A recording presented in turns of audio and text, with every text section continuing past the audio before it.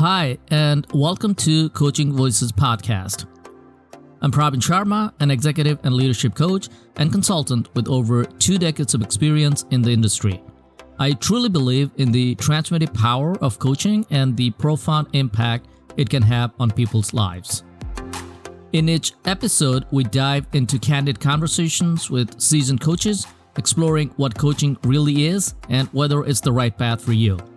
Together, we uncover how you can unlock your full potential and step confidently into leadership roles within your organization. Welcome to another exciting episode of Coaching Voices Podcast. In this episode, we are introducing Kate Paullin. Kate is the founding mindset mentor and coach at Follow the Dopamine, a company dedicated to helping neurodivergent women unlock their unique potential by learning to work with their brains, not against them. As a late diagnosed AuDHD, autistic and ADHD woman, Kate deeply understands the challenges of quieting a busy mind, practicing self-compassion, and navigating an ever-changing world. It's my pleasure to introduce Kate Paullin to our show. Hi, Kate. How are you today? Oh, I'm wonderful. How are you, Pravin? I'm great. Thank you. I'm very excited to be here with you. Yeah, me too. Absolutely. Let's get started with your journey. Sounds good. My journey was a little bit different than from what I have heard other people's journey would be. I am on, I just turned 40 and I'm on my third career, if you want to put it that way. I've had a little bit of a winding road to get to where I am. And I think that's also part of why I'm here. The best way that I can explain it is that a couple years ago, I realized I'm autistic and I'm ADHD, and that the things about me that perhaps society has looked down upon or tried to push back on, they're not failures, they're not flaws. They are, in fact, the way that my brain is specifically put together. And that has led me in the past couple of years to want to become a coach for other people who also are getting the messages that something about their brain is wrong, because I don't believe that's true. I think all of our brains are different, and it's a matter of finding the power that we have within our own brain and working with it rather than against it to achieve our full potential. Thanks for sharing that. You do the mentorship as well as the coaching. So what kind of subtle differences that you have witnessed in these two areas? So from what I have gathered so far, coaching, especially if you're following the ICF, the international, like the federation, the accreditation that they do, there is a very specific role that the coach plays in the client's journey. The coach is there to ask questions, right? But the client is the person that is coming up with a lot of the answers, and they are the ones who truly know the direction that they want to head, even if they don't realize it yet. Yeah, it's their agenda, yeah. Yeah. A mentor, on the other hand, has kind of gone through something that perhaps the client has gone through or is about to be going through, and is able to offer insights into what it was like from their perspective. So the specific style that I do is kind of a combination of coaching and mentoring, where, yes, I fully believe that everybody has the answers that they need inside of them. And I also believe that, especially for people like myself, hearing examples from other people is incredibly helpful. And so talking to someone who's been through what you are going through, there is this extra level of connection and understanding that's there. And to me, that's the difference between traditional coaching and the form of mentorship coaching that I do. So in terms of coaching, you did mention about the ICF. Do you always follow ICF path when you're in the coaching? I do not. Actually, right now, I am getting NLP training. That one, the training that I'm in right now is a combination of NLP, so getting that traditional kind of coaching aspect, and there is some energy work and working with your unconscious and your conscious mind together. I am going to be looking into ICF as well. My worry is that it's very prescriptive, and I want to see what that's like before I commit to it. I heard about NLP. Talking about the mindset mentor, what does being a mindset mentor mean to you? That's a very good question. It's one that honestly I am still working out the specifics to answer. Mm-hmm. In my mind, so I help neurodivergent women with their brains. I help them work with them as opposed to against them. Mm-hmm. There is a lot out there that's about, you need to do it this way, and if you're not doing it this way, you are wrong. And that's the exact opposite of the way that I work.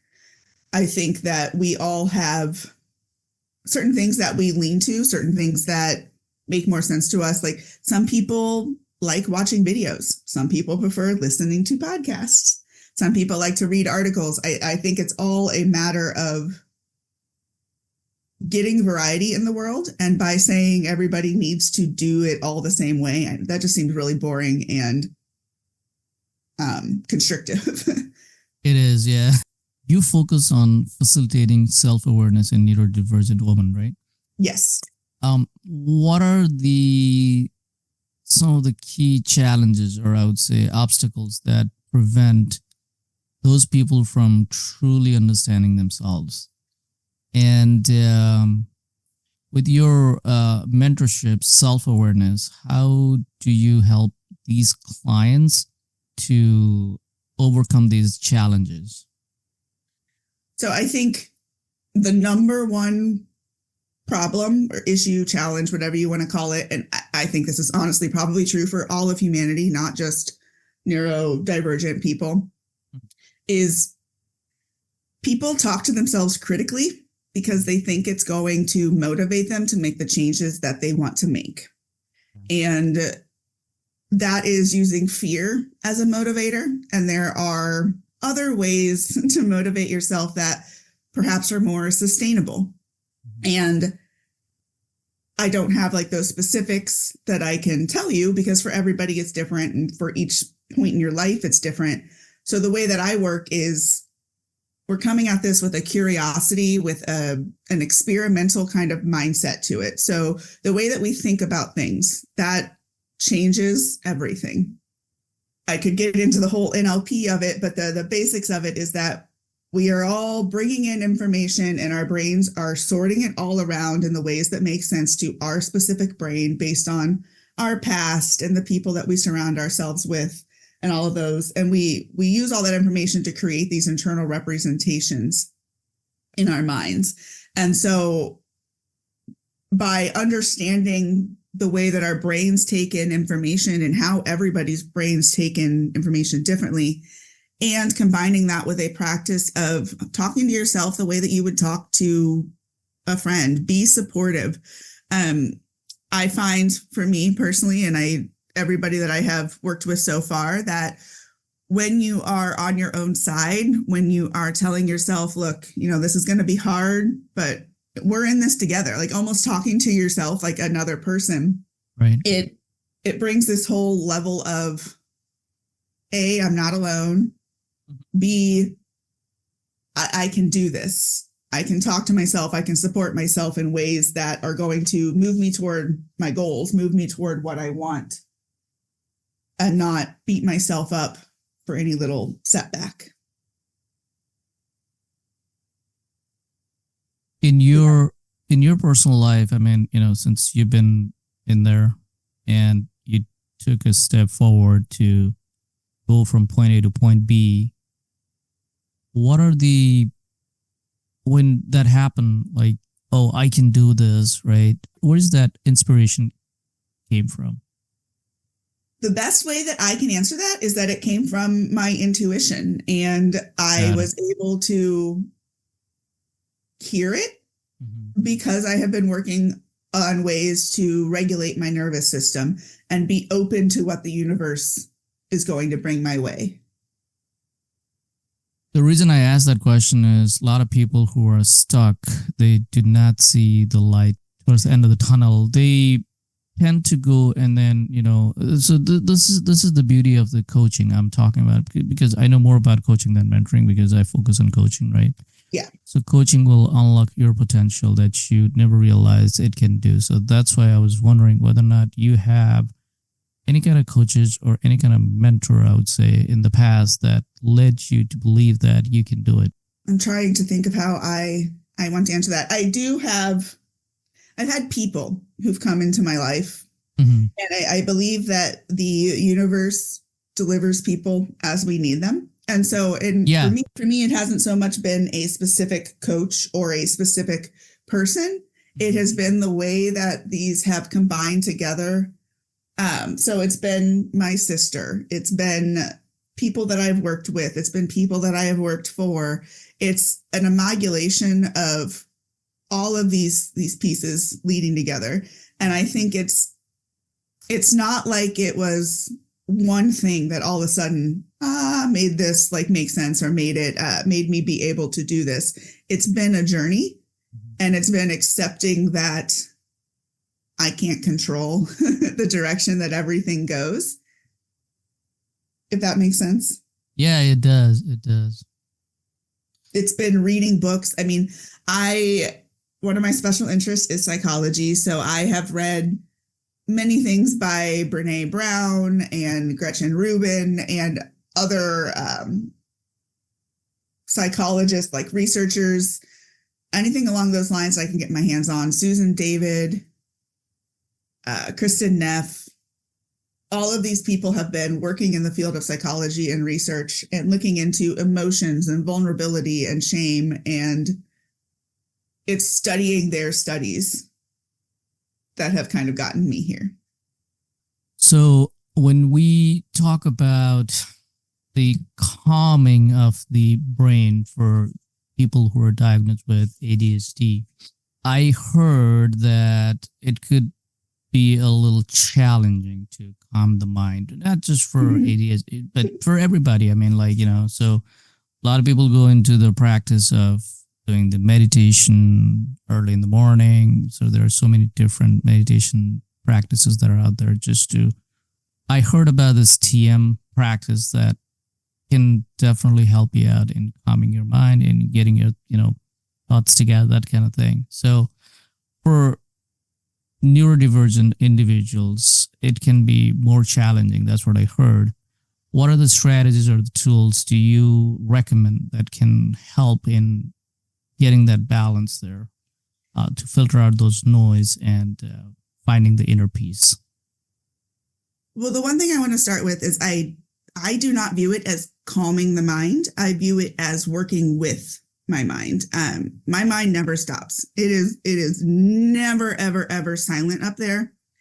And when I was looking at it from I want to calm my mind kind of mindset, it was something that I wanted to change. So then that becomes trying to force myself to think or work or exist in a way that's contrary to what my brain actually wants me to do. So instead, I view it as regulating my mind. There are times when my brain moving really quickly is actually really helpful. And when all of that talk is in there is really helpful. Like when I'm working through something, when I'm hyper focusing and I'm in the middle of working on a project, I love that my brain is going. There are other times, obviously, that I would like my brain to maybe settle a little bit. And for me, that comes with not always telling my mind to be silent. It's letting my mind kind of, I want to say lead the way, but not in the way that maybe that comes across. With ADHD people in general, actually, this is something that I would love to touch on here. Part of the reason I didn't realize that I was ADHD until a couple of years ago is that all of my hyperactivity is mental. It is my brain never, ever, ever stopping. And especially growing up in the 80s and 90s, I was told that ADHD is only for little boys and it's only when they can't sit in their seats. And that was, obviously, I'm not a boy and I could sit in my seat. Therefore, I could not be ADHD. So finding out now that the hyperactivity that's involved in ADHD is part of the brain. Like that in and of itself, I think it allowed me to understand my brain. And so instead of fighting against it and thinking it was something I needed to change, it was understanding that it's ADHD that was like, okay, now I'm going to start working with my brain. And so what that means is there are times that I'm energetic and I'm ready to go, and I put my all into those times and I get as much done as I can. And then there are other times when my brain is like, whoa, I'm way too easily provoked at this moment in time, or I'm overstimulated. And so those are moments when I need to do less, and it's okay to not do things. Resting is productive in that method, in that manner. So my roundabout way of answering your question, like for ADHD, I think the way that I recommend going about it is view it as trial and error. Mm-hmm. As like, okay, in this moment, what can I do? Like, what do I need? Maybe it's, I need some peace. And so it's, what can I do to get peace for myself? Maybe it's focus on my breath. Maybe it's go for a walk. Maybe it's dance to a song. These are all things in my mind that they're forms of meditation. They are forms of regulating your nervous system, which is also what it takes to, quote unquote, calm your mind. Yeah, I mean, like, it's for the entire population, I would say, whether or not it's neurodivergent or neurotypical. You know what I mean? Yep. Because, like, for me also, like, I need time to calm my mind, for sure, Whether or not I have ADHD or no, I don't know. I never looked at it, or I never went to check to see whether or not I am in that category or no. But what I'm trying to say is, it takes practice. It takes some effort to calm your mind. I mean, you are being constantly bombarded by so many different things, Yes. So I think it applies for everybody in there. The reason I ask is because you're focusing on neurodivergent. So that's why. Well, that is actually, it's interesting to me, because as I have been starting my coaching business and trying to figure out where I fit in the coaching and mentoring world, I also have those same thoughts of, there are a lot of things about neurodivergence and the things that I talk about that I think everybody can relate to. And whether or not, what that means, I won't go there. That could be like any number of directions of things. But I do think it's a matter of people understanding that all of our brains, in the way that they're the same, but they also function differently. And so it's not really a matter of better or worse. It's kind of just different. Just the way it is. You did mention about your business. What business we were talking about here? So I am starting a company called Follow the Dopamine. It's my mentorship and coaching for neurodivergent women. Nice. I was going to ask you about what is that dopamine is. What is dopamine actually? I know what dopamine is. Can you just talk a little bit about dopamine? I sure can. So dopamine is one of the neurotransmitters that's in our brain, and it's or our nervous system in general. It's known as the reward chemical, basically. It is the neurotransmitter that we get when we are working toward a goal or achieving something. It's our reward. It's our happiness in a way. So a lot of research as of right now, anyway, is showing that ADHD and autism and possibly a whole bunch of other things, the way that our brains receive that dopamine is different. And dopamine is what is needed in the human brain to help with motivation, to keep us going, to make us want to continue to do things, essentially. So when you have a brain that has trouble receiving that dopamine, then there are different ways that you kind of can go about helping your brain get what it needs. And so when I say follow the dopamine, sometimes people will take that to mean just go do whatever you want to do. And if it feels good, follow it. And that's not quite what I'm going for. When I say follow, sorry. No, it's all good. I mean, it's a great topic to talk about the reward, the punishment. I mean, if you go back to 60s, 70s, you're being like carrot and stick kind of thing, right? So if you do good, I mean, you've been awarded. If you do bad, or punished, that kind of thing. I think that has shifted a lot during these years. I mean, people are finding more autonomy in there. So motivational factor in, for the factory workers during that time is more focus on the concept that, if the rewarding system was there, but, slowly people realize that rewarding system is not working out the way that it is supposed to be. So there are various other aspects of things that are out there that can support human in getting that, I would say, the happiness that are out there, the motivation, how it motivates you to do it. If I may ask you about this technology and mentorship, right? You incorporate technology into your mentorship practice, you mentioned. How does that enhance the mentoring experience for your clients? Well, the number one thing it enhances is reach to me. So I live in Cleveland, Ohio, and if the pandemic taught us anything, it's that part of the way forward is being able to work with people everywhere, not just the people who are specifically in your area. So it's calls through Zoom. It's using Chat GPT for some input. It's basically using the tools that we have at our disposal to help us. Talking about the change that you want to see in your client, right?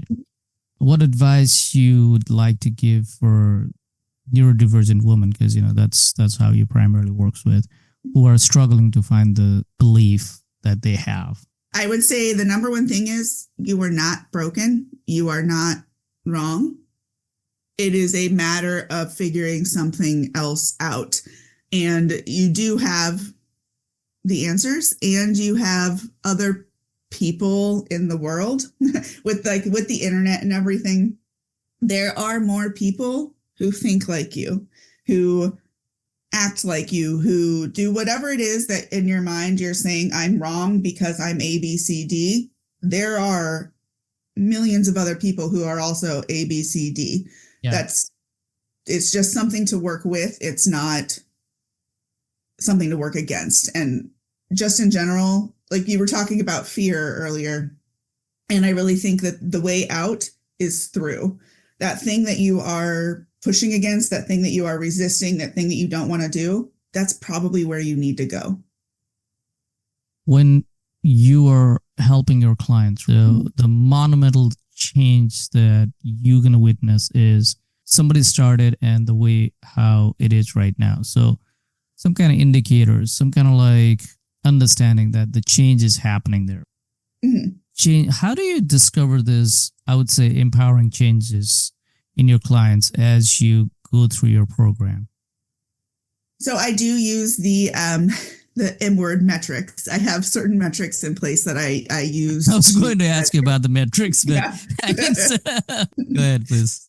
I may have left the corporate world, and I still am using metrics. So I had mentioned Dr. Susan David. She is a researcher. She works with emotional agility. And so her philosophy, much like my own, is that emotions are not good or bad. They are just information. And there are ways to kind of level. She has a quiz out, for example, of ways to level your emotional agility. And then there's also quizzes out there for ways to level or to measure your level of self-compassion and the way that you talk to yourself. So I use the measurements of self-compassion and emotional agility to kind of track how we're going. So we get those measurements at the beginning, and then we get those measurements later on through the program, and we see how they compare. One of the guests did mention about the link, the genetic It's very genetic. Is it a genetic link there? Okay. That's what they're finding so far. Okay. It's interesting because we have our diagnostic, like our DSM-5. That is the manual that therapists use to diagnose any kind of mental health issue or anything along those lines. And just 11 years ago, they were saying, like, it wasn't until 11 years ago, the 2013 DSM that came out, DSM-5, that they realized that autism and ADHD can exist in the same person. They were saying they were mutually exclusive before. Okay. So now we are discovering more of, oh yes, look at this.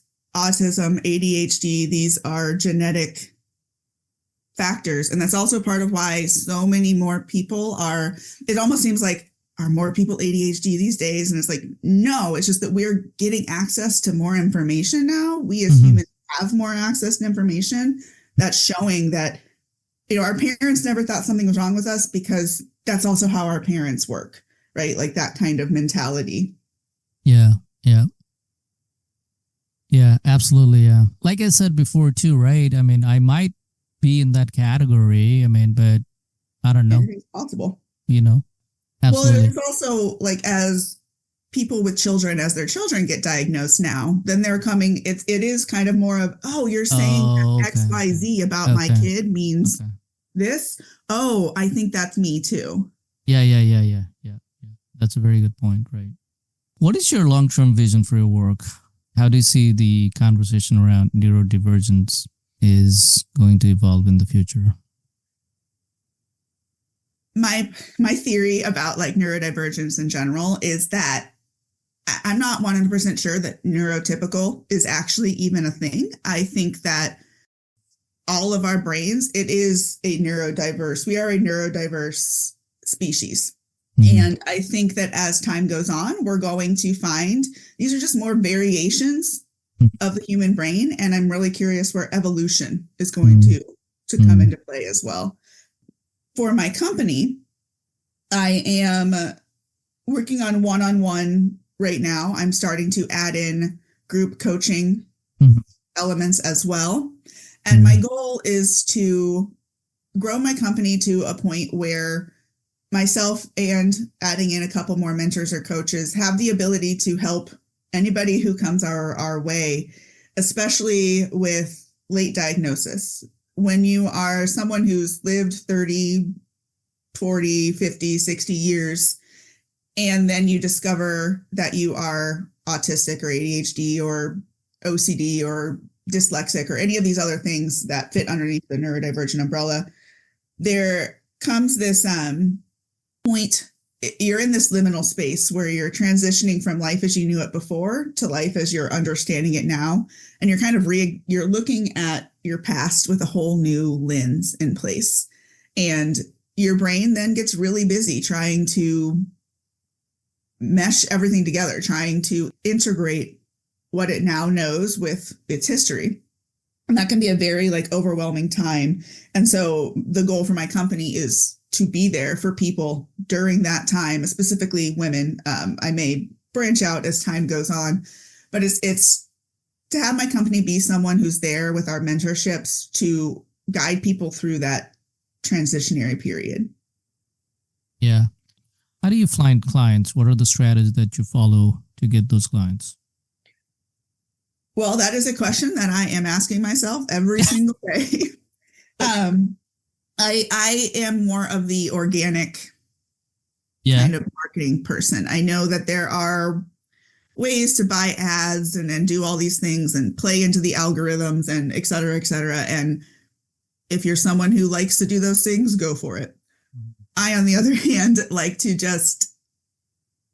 I'm doing my thing, and I am going to continue to put out my message, and I'm going to continue to do what comes to me as inspired actions. The webinars that I'm going to be building, I'm working on an inner workshop right now, and that's how clients find me. I'm on social media. I get involved in conversations on social media. People ask questions all the time, and I answer them. And then if they like what I have to say, and then we engage more, and then that's how I find people so far. That's an excellent way to find the clients for sure. Kate, we're coming towards the end of this show. I would like to open this floor for you to see any kind of thought, any kind of thing that you want to talk about that we didn't touch upon. Please feel free to use this time.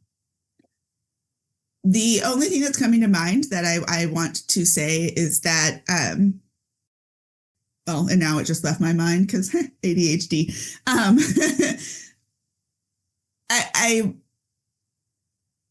I think the best thing that people can do for themselves is to learn how to be their own friend and to learn how to support themselves. And so if there is nothing else that is taken away from this, it's that you should be your own friend in whatever form that needs to take, however you need to go about getting there. It's entirely worth it. Thank you so much for that thought. I really appreciate our time. Have a great day. Thanks. That was Kate Paullin in conversation with Pravin Sharma at Insight Ignite Coaching's Coaching Voices podcast. You can contact Kate at followthedopamine.life. It's KATE at FOLLOWDOPAMINE.LIFE.